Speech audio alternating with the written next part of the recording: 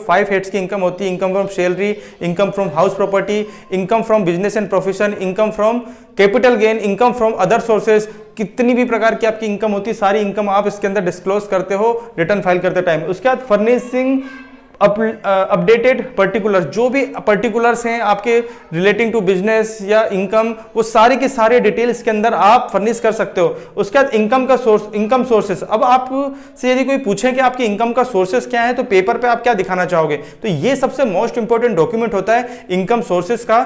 आप किसी को भी दिखा सकते हो कि मैंने गवर्नमेंट को इतना टैक्स पे किया है, ये रिटर्न फाइल किया है, ये मेरी इनकम है, और गवर्नमेंट के रिकॉर्ड में भी होता है। उसके बाद बात करूंगा प्रोसेसिंग ऑफ डॉक्यूमेंट, जो भी डॉक्यूमेंट्स हैं उसको प्रोसेसिंग करने में ये रिटर्न, इनकम टैक्स रिटर्न काम में आता है। उसके बाद claiming of investment and expenses deductions, कहने का मतलब क्या हुआ, जो भी आप साल भर के अंदर अपनी फ्यूचर प्लानिंग के अकॉर्डिंग इन्वेस्टमेंट्स करते हो, डिडक्शंस करते हो, सारी की सारी इंफॉर्मेशन